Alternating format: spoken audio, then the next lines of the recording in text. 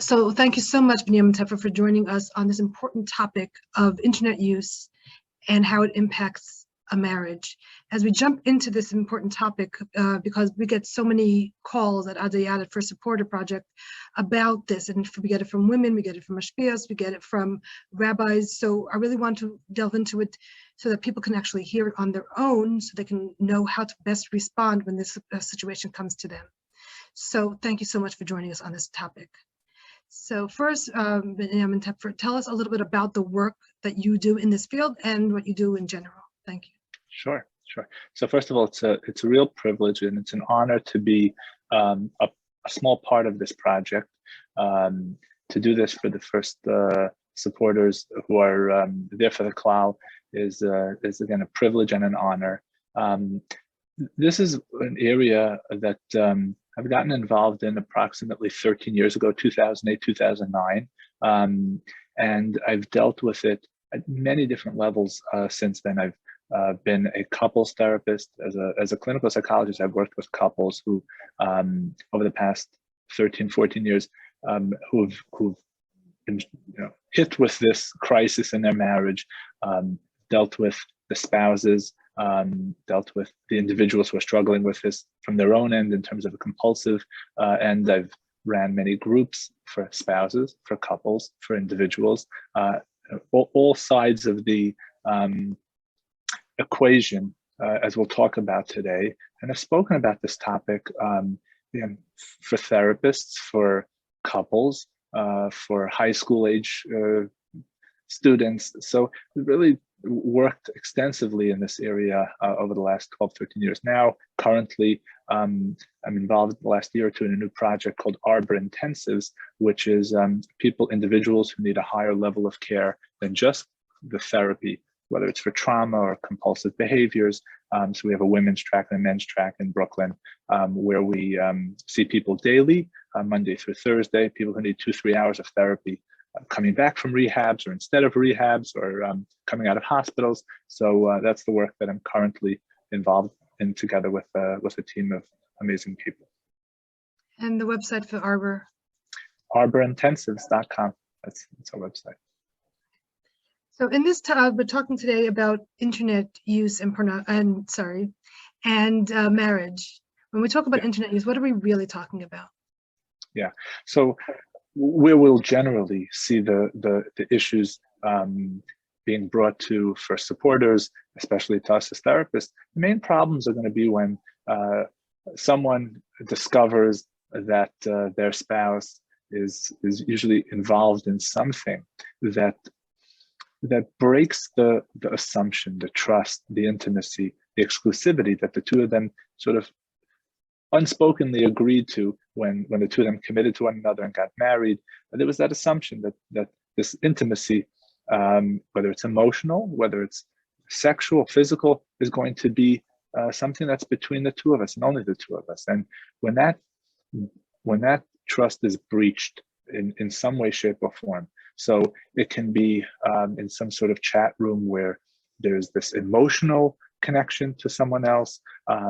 It could be viewing images that are sexual in nature, and everything and anything in between. When one person perceives that unspoken commitment to each other has been breached and broken, there's what we call a crisis that happens. There's that relational trauma where really the person then feels like the rug and the ground was pulled out from under them, and they cannot see that other person in the same way. And there's a real crisis that has to be worked on, dealt with, and there needs to be direction and structure that the two of them can then get the proper guidance of where to go, what to do at this point. I can imagine if they do it in the wrong way, they could be adding more fuel to the crisis. Right. So if our guidance to whether it's an individual, a spouse who is coming to us, a couple, and we don't give the proper guidance, if we're just reflexive, or we're well intended, well meaning, but we don't really think through the full ramifications of what we're talking about, and get some guidance from people who've had experience in making mistakes, and what those mistakes can possibly be. Then we can be well intended but misguide people. And I've had a share of people over the years who've come and who've complained that that previous people who they've been to or been at, and the guidance that they've gotten was counterproductive and was actually damaging at certain points. And then until they got to someone where they got the proper guidance, they were grateful when they got the proper, and they were so resentful that why'd they have to go through or hear that? If the person didn't know or it wasn't familiar, why couldn't they either send me somewhere else or themselves learn? So that's part of people's stories. So it's important, again, as first supporters, to know the limitations. Just like all of us, we have to know the limitations of where we're experts, but with today's talk, hopefully hear some of the important topics that relate to what happens, and what people really need, and what's beneficial and what's sometimes not beneficial.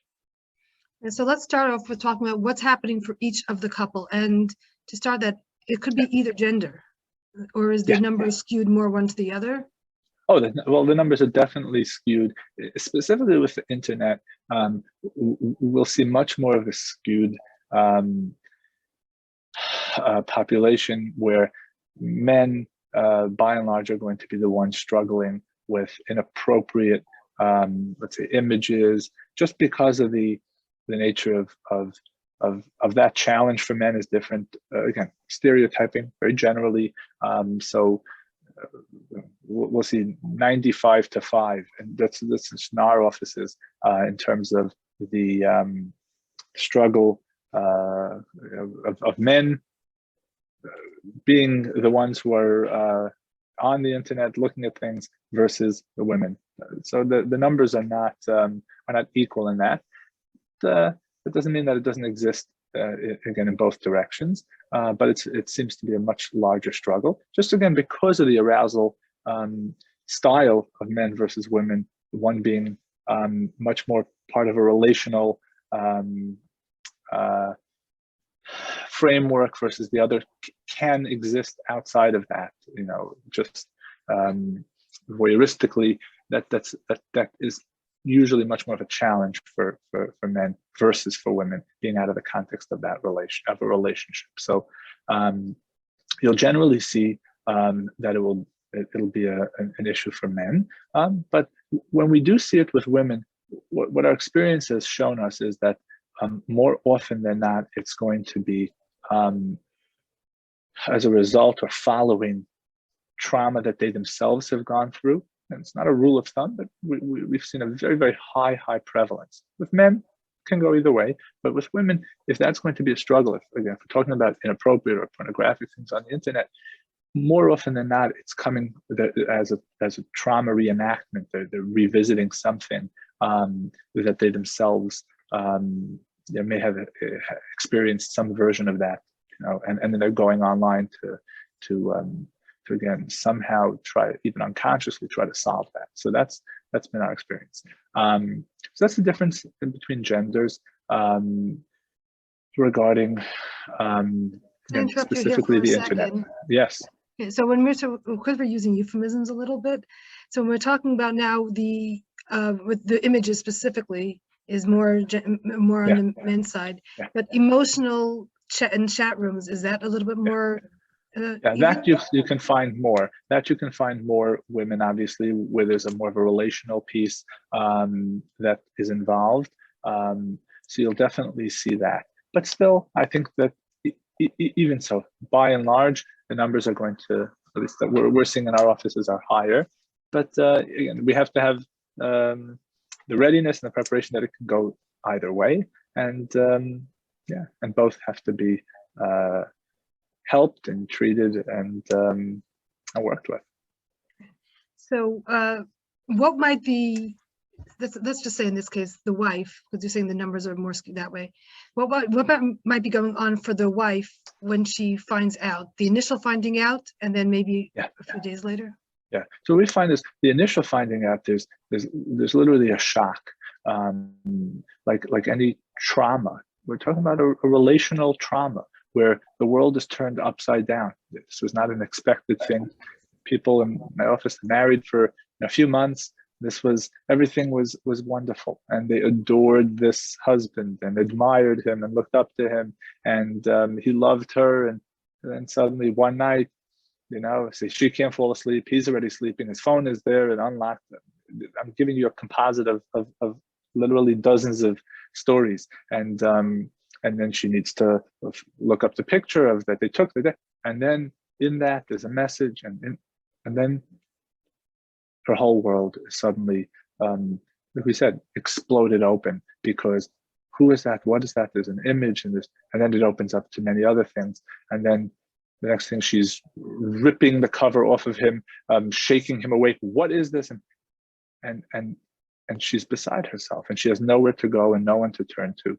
The reason is because the usual supports so often are not the people that she feels comfortable to go to her parent, her sibling, her world is in shock. And I've had so many stories. This happens on a Friday, and it's before a Yontif, and they're going away for 3 days together to somewhere, and they have to put up a front before they get in touch with anything and anyone.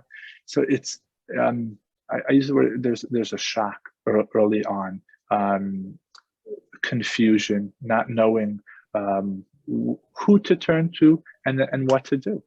And depends, often the first response of the other person can be denial, can be blaming.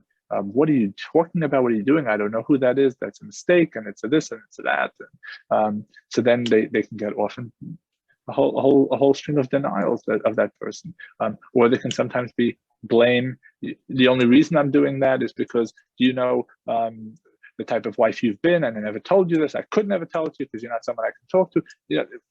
There's a whole range of dynamics that can happen as a result of that. Sometimes there can be the just admission. I had this issue, and I feel terrible, and I need to get help, and I'm feel humiliated and horrible.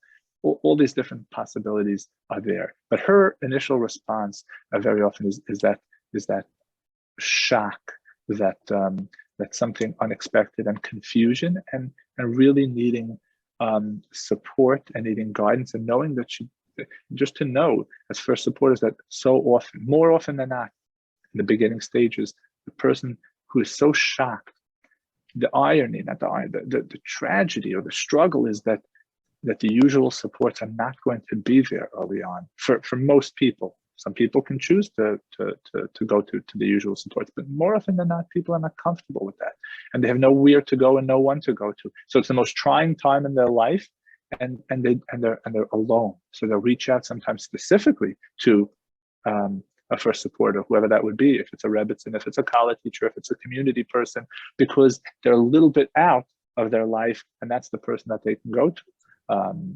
So it's important to, it's very, very important to know. And sometimes it's best that they don't go to their family, because their family doesn't know how to respond, and will always look at him in that way, even if it gets better.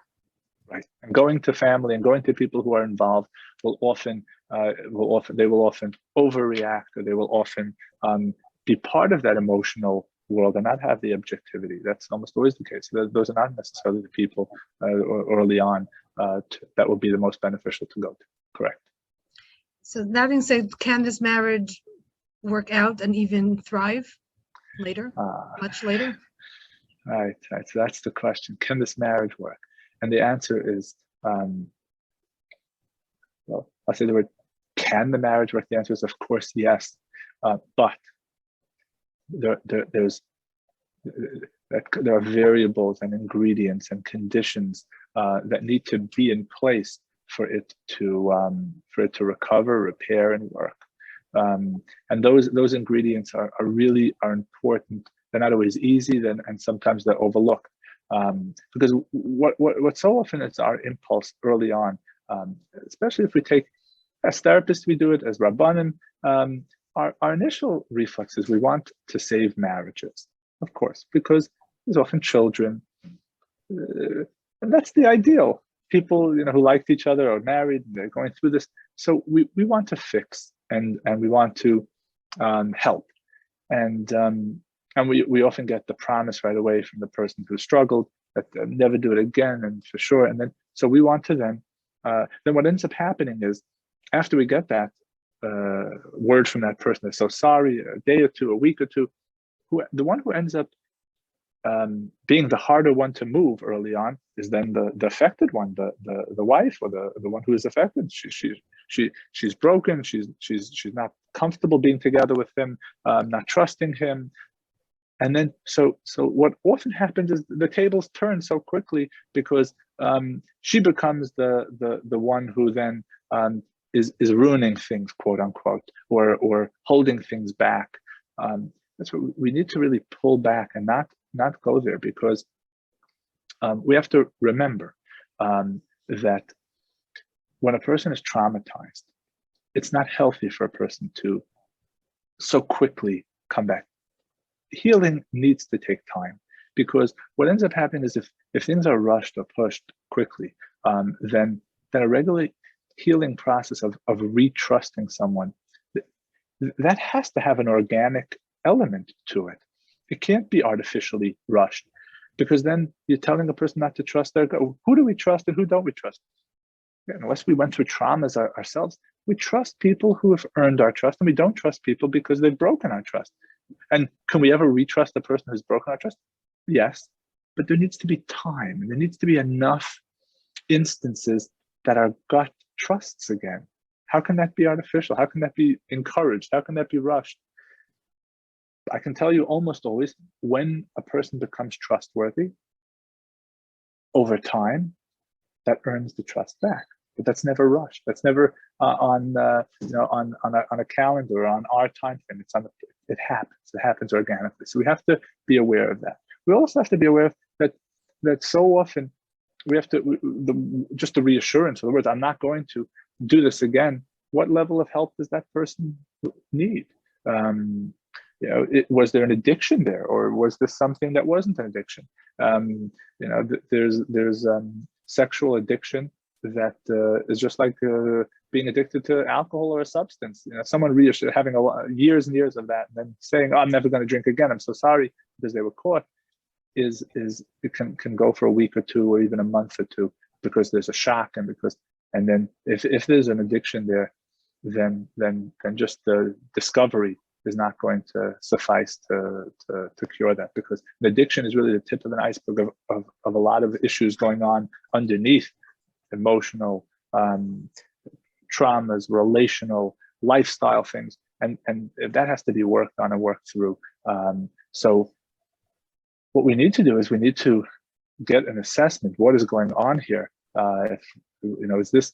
And so often, I've heard the fellow who was discovered. So he'll say, "This was the only thing. This was the only time." And I'm always very wary. So she caught the two. Her mazel was the two only times in your entire life that you happened to look at anything inappropriate. What happened to be the two times that she happened to get your phone? Those are not likely, and almost always we're dealing with a whole world that was going on, of a struggle that was.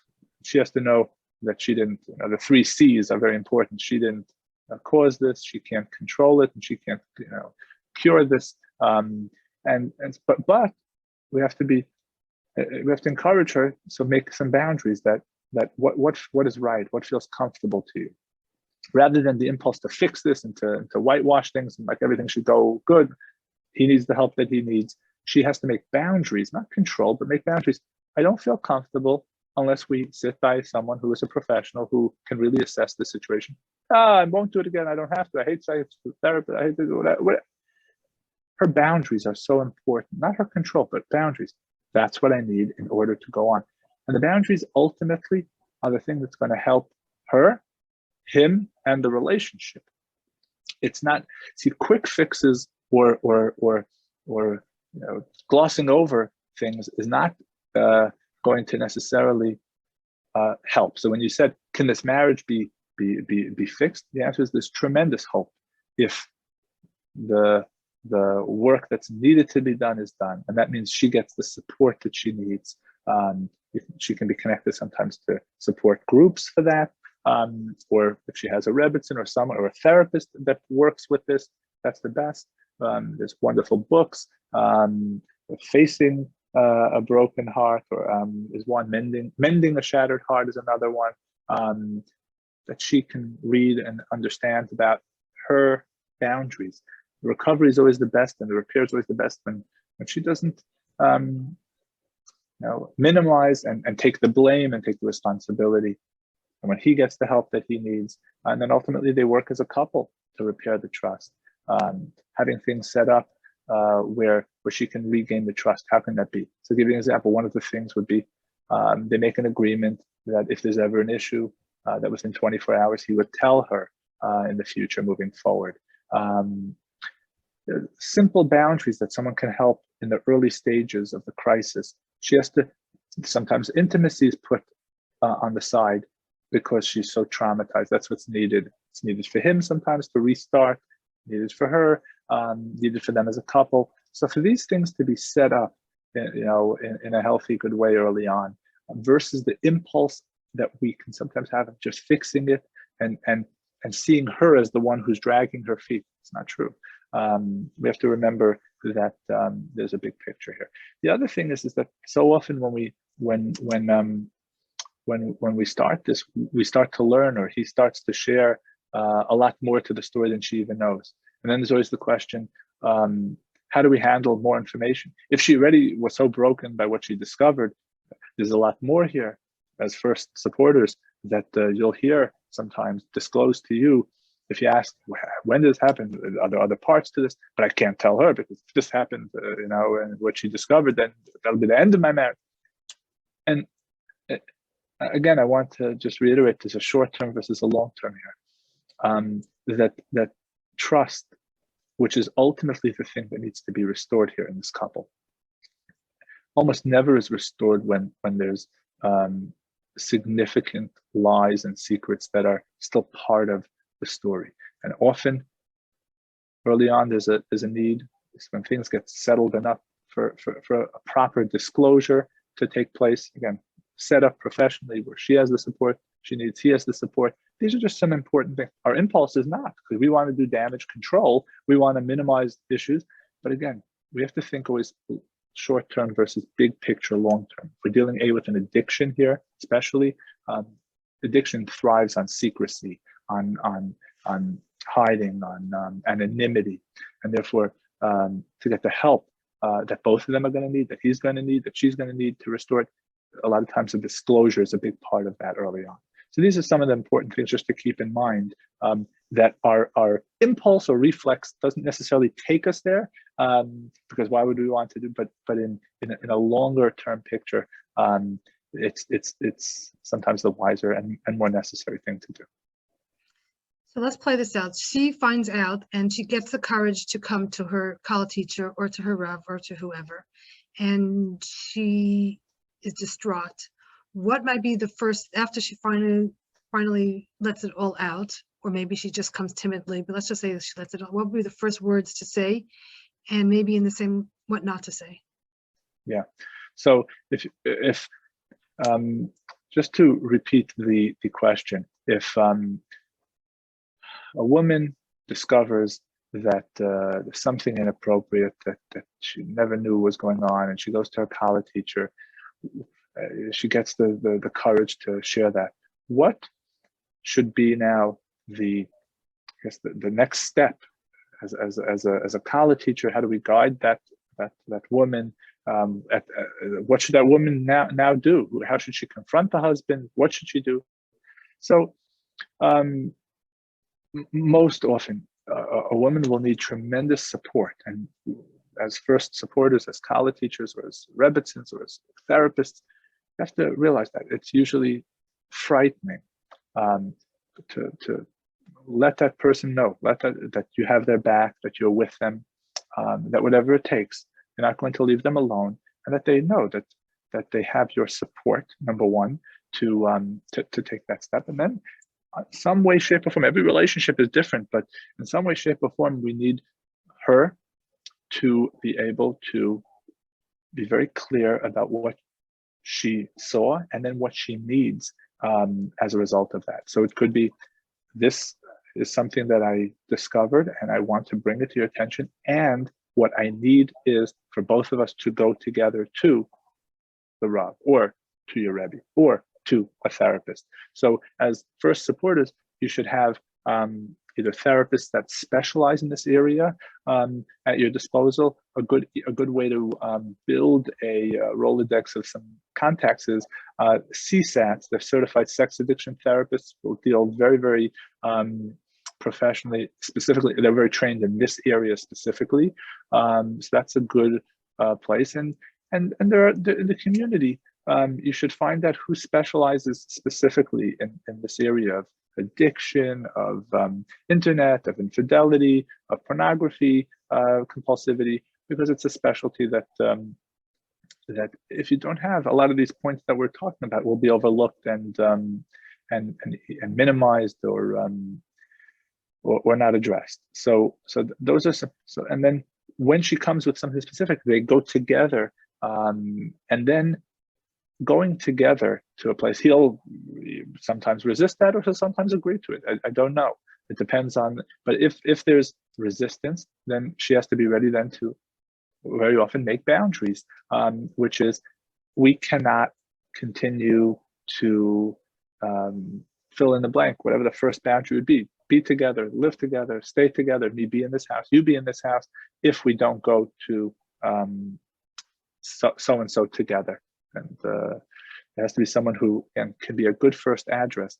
Often it's a therapist who can specialize as a couple to give them that direction early on, and then they take that first step. And if she's not willing, sometimes he'll test that boundary. But more often than not, if there's a clear, strong, serious boundary, then early on, the spouse, the husband, will be willing to go in. That's more often than not. So what I'm understanding then is that a big part of the first supporter's first conversation is helping her create a boundary and giving her the strength to set that boundary, and maybe even the language, if she's so distraught, of how to set that how to set that boundary. Yeah. So her getting the proper, again, language, the feeling, the strength and the support, and the specific next step that she needs, and what boundary she's willing to put in place if that wouldn't be agreed to. All those things are going to be important and necessary. Yeah, and so often, she'll also blame herself early on. It's important to know that the tendency of people is to take responsibility for things that happen. Why we do that, there's probably a lot of reasons. I think it gives us more of a sense of control if we take responsibility, and very often there's a lot of shame even in being the victim.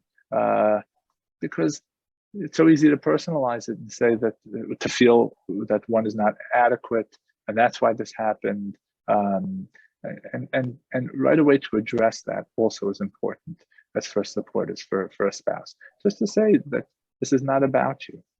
I always tell people, no matter who, if this is a compulsive, addictive thing, no matter who this person was married to, this existed prior to you being around, and no matter who this person is married to, this would be this addiction would be an issue, and it's important for them to really know that and digest that, versus taking the blame, because the more blame that the person takes, the weaker the position, the weaker the boundary, the weaker the insistence on the other person getting the help that they need. To that, for a newlywed, if you said this came before, he probably had this before, she can say, how could I not have seen it? Or maybe I saw it coming and now I see it was a red flag. So how to respond to that?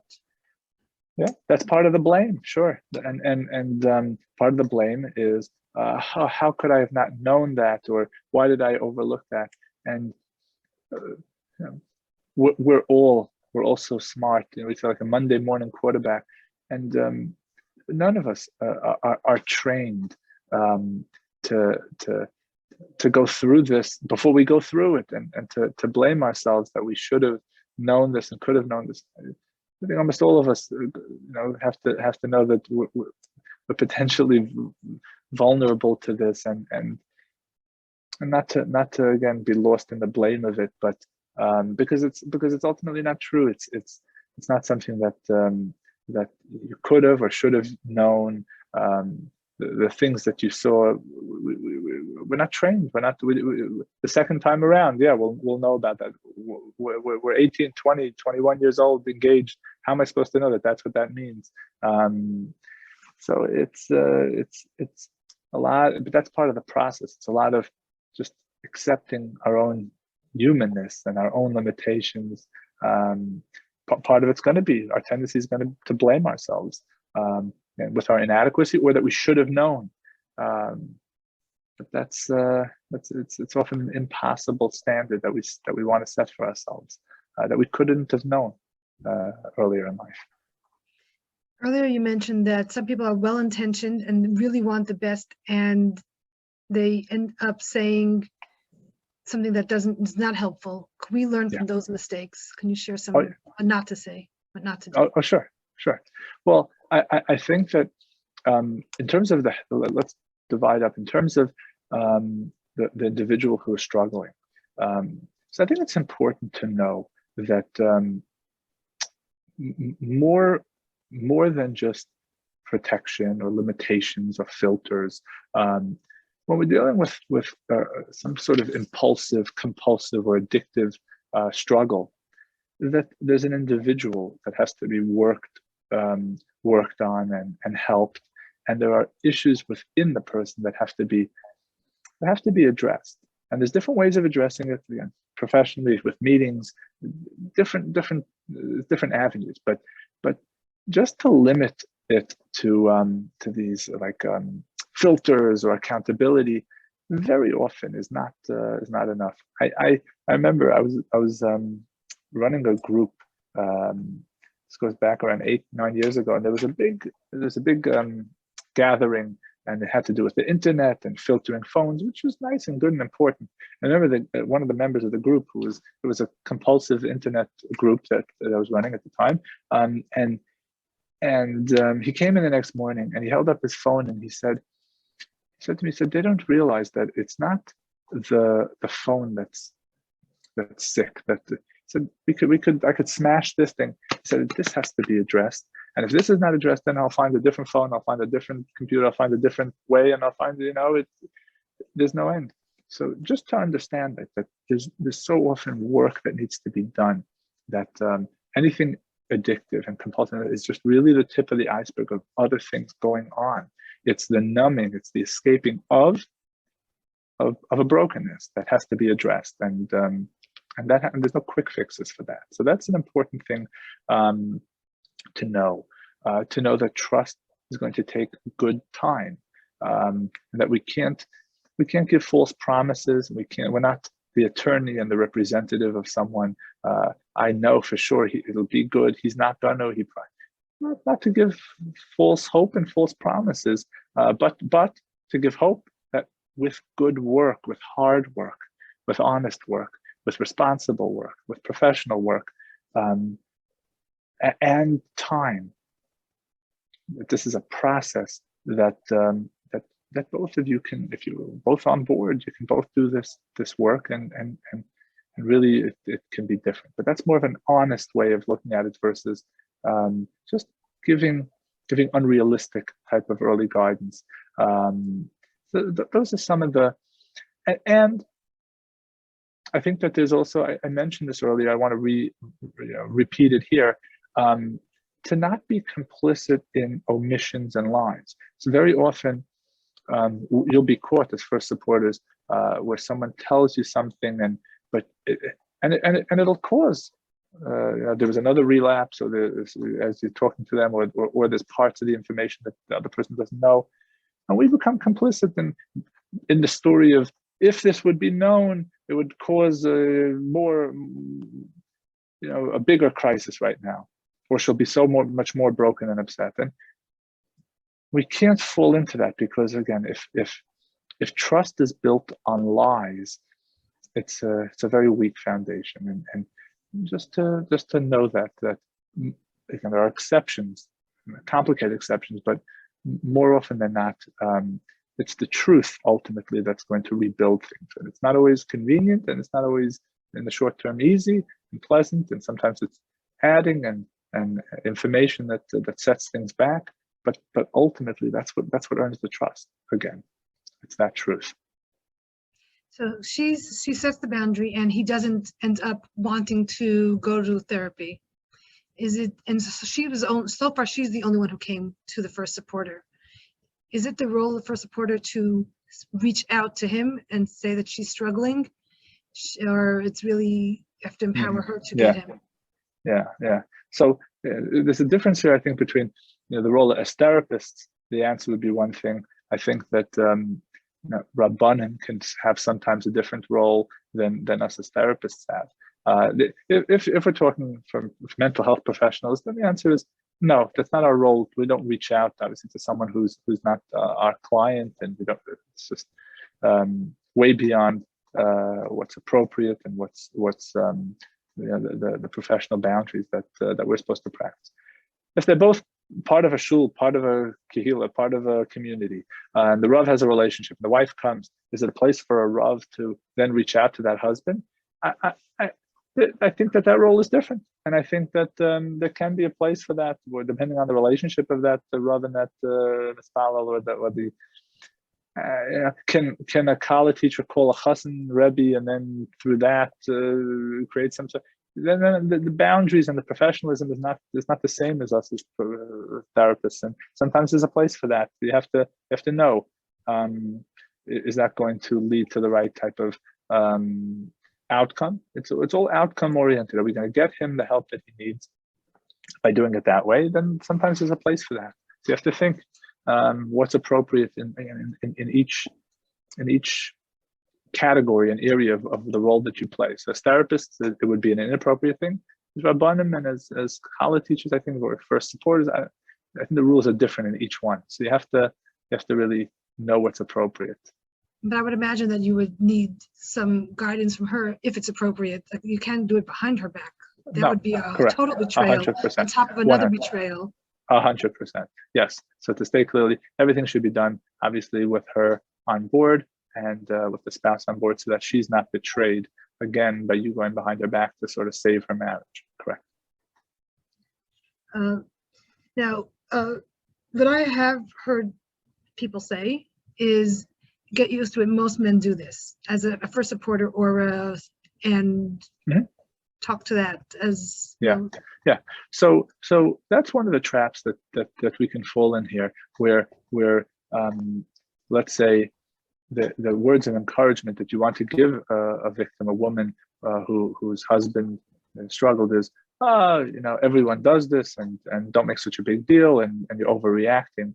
And I could have said that earlier in the mistakes, but I very, very strongly disagree with that approach and with that standard, because that woman has every right to feel broken and feel betrayed, and she should.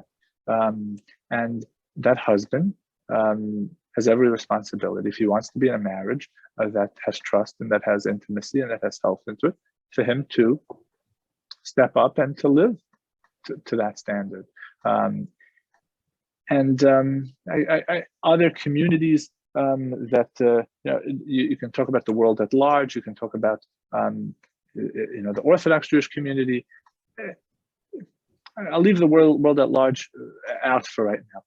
I think that there's a healthy standard, an expectation, an assumption that we have and that we should have in our community, and we should not just dismiss that all standards and under the guise that everyone does it. I don't think that that's the case. And however prevalent it is, and it's become more since the internet is around and so accessible and anonymous and affordable and free, and still that doesn't free a person of the responsibility, and doesn't free the victim of the pain. And that standard should still be there. And if it is still there, and those are the boundaries that are made, then that spouse will either live up to it or shape up or ship out. But to lower the boundary and to the standard and to make it that it's just minimize the issue, I think is not accurate and doesn't do anyone good. That's what I'm saying. That would be another like little band-aid to fix this thing. It doesn't help him stop. It doesn't help her really emotionally get over this.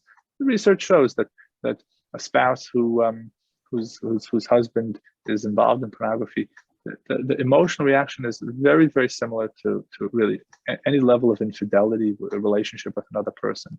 And that's just a natural reaction, a healthy natural reaction.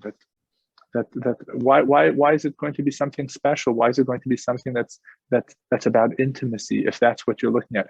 And her reaction is right, because ongoing pornography use does ruin the intimacy, does ruin the physical relationship, even if she doesn't know about it, because it distorts the mind. It creates all sorts of other images.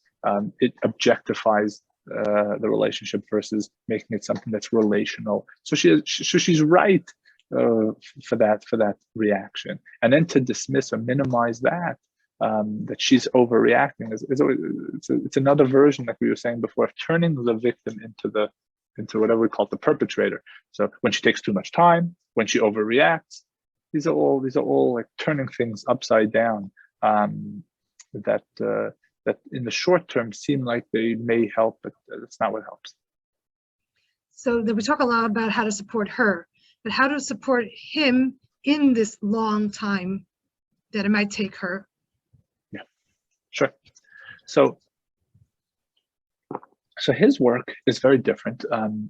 When he gets the support that he needs, it's early on. It's very, very strong about him just taking accountability and responsibility. It's so common that there's blame shifting to other people, to her, to rabbis, to therapists. But the early work is him being just accountable and responsible for the impact, for the actions, for the consequences of what he's done, and getting the real work that he needs to the level of work that he needs, whether it's the professional, if it's addiction, then sometimes it's group work, it's essay, it's meetings, and him to get into that step work and sponsors. Sometimes he needs a higher level of care if it's out of control, going off to everything. Every different level is needed depending on the person. And when there's a proper accountability and responsibility, then part of that early work is an empathy and understanding. And to the extent that there's empathy and understanding, then there's a realization. This is going to take the time that, this is the bed that sort of I made. This is going to take the time that's going to take. And when a person has that attitude, it's so much quicker, because that spouse feels safe. Like, wow, there's a person here who's allowing me to heal from my own trauma, realizes that they caused this, and that they're standing right there in whatever I need, whatever time I need, whatever space I need, whatever boundaries I need. And then there's no energy one against the other, and that helps the healing, that helps the intimacy, the repair happen. When there's pushing that, when there's intolerance, when there's blame, when there's just lack of empathy, that's when there's resistance from the other side, from the victim, to heal. So it's important for individuals to know that, but and they need to get the hope from people who've worked and have experience in this, to know that, hey, this is something that will get better, and it does when the ingredients are all there, and each one is really taking care of their side of the street. The tremendous hope is that not only does the relationship repair, but there's a potential for something stronger. And the reason is because if you think about it, prior to this happening, there were a lot of things there were masks that were being worn. She didn't know something very big. He was wearing a mask about something that he was dealing with. And after all of this, even though it's a lot of pain and a lot of brokenness, but there's a relationship that they each saw each other in a very in the darkest, lowest type of situation, and if they're able to work through that and to be there patiently for one another, then what we see is that over time there's a relationship that's closer than the one that they had the minute before this discovery, or the days before that. It's closer because it's authentic and it's real. But that doesn't happen with this now. That doesn't happen overnight. That's months and months and months of her getting the support and the healing, him getting the help and the guidance and doing the work that he needs. Them as a couple, repairing the trauma, the relational trauma that they were put through, and him patiently allowing that healing to happen. Her courageously being able to trust because he's trustworthy. And if that happens over time, then there's the potential for the real healing that takes place. So in this long journey, he may want it to be faster, and he may think that he's doing all the right things, and he may be doing all the right things, but it's still her timetable. Right. Yes, time takes time, and it does. And sometimes, again, there's this PTSD literally that keeps her back, and she needs the help and the healing that she needs. That's also an important part. It depends on the situation. But if she's getting that help, and when she gets that help, then that takes time. That takes time.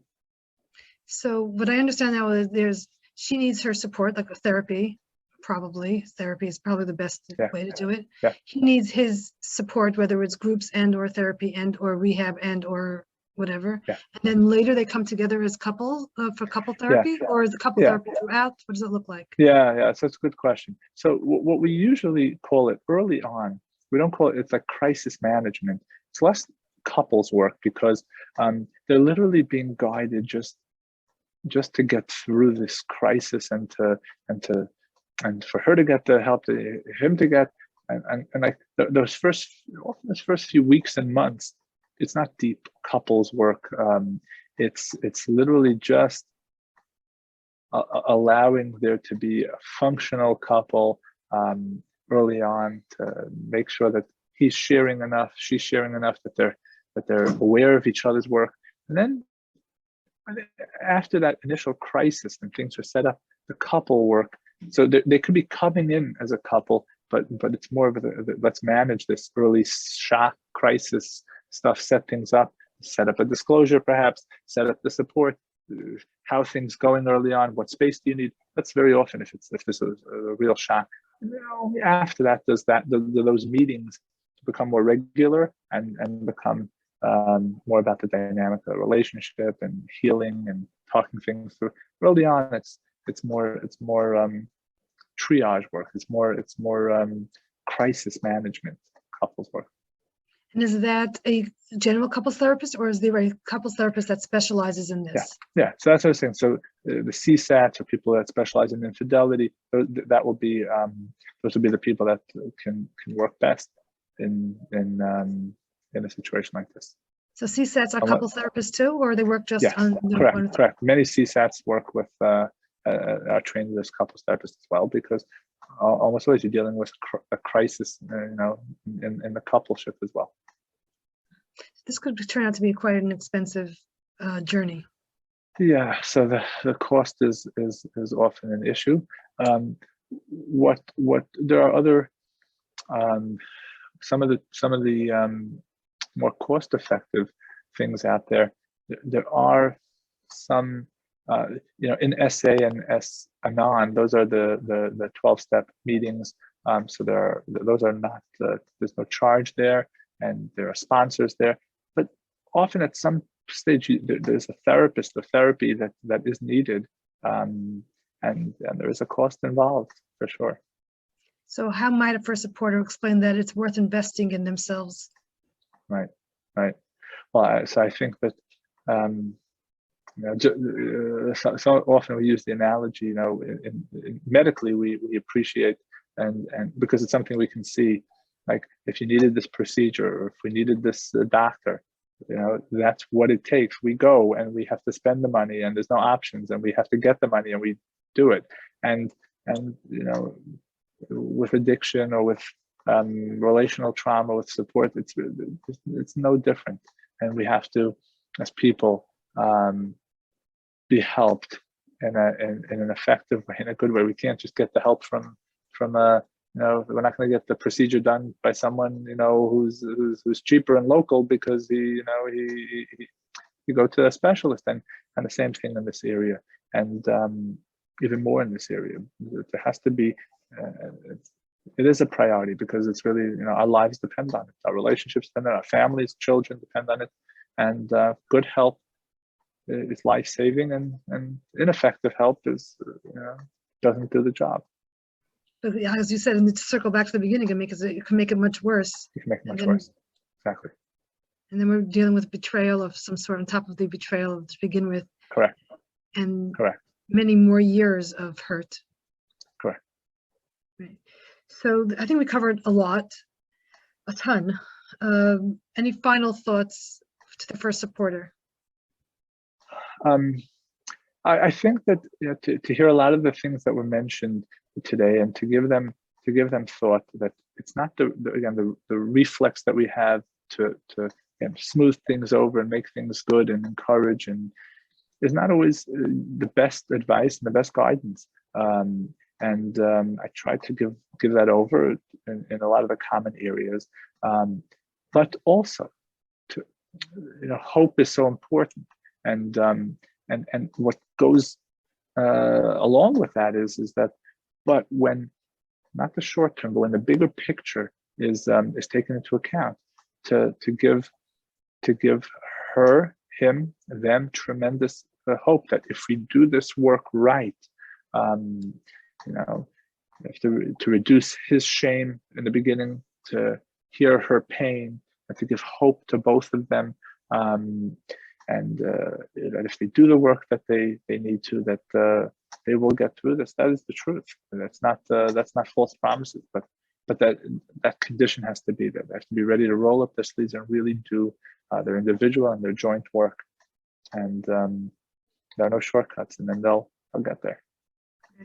And on top of that, I think it's important for first supporters to also reach out to a therapist or to somebody else if it's for sure way beyond what they can do, and just know their boundaries of what they can do, what they should, how they are part of the trauma healing team, and what is not in their place. Right, sure. It's important for supporters to know their limitations and to communicate. They can be a big part of the support, but to communicate and be on the same page as the professional, the therapist who's working with this, and to be a part and to be an ally versus, oh, what is that therapist doing? And so it's important for everyone to be on the same page versus splitting going on in the treatment team, and that's just divisive and not good usually. Right. This has been so helpful. We'll have some resources on the page as far as the books that you mentioned and CSATs. You said there's a way to just check them out. Check out the From CSATs. From I don't know. We'll have a list of a few that I know of, and maybe the list will go. Okay. Okay. Yeah, very good. And those are some of the resources. This IITAP .org is they're the ones who certify CSATs. That's an important website for listings of people who are CSATs. SNON list themselves. The meetings are online. Those can be found online. And usually, Rabbanim and first supporters should know, again, firsthand, who are the local people who specialize in this, and utilize them. All right, thank you so much. Thank you so much. Again, a pleasure. Thank you for making me a part of this special program, and hatzlacha to all of you first supporters who are doing this work. This is not an easy area when this comes up, and to reach out, even if it's a short consultation and a question that you have to professionals, whether it's to myself or other people who work with us, that's sometimes an important thing to do. So best of luck, hatzlacha, in all your work.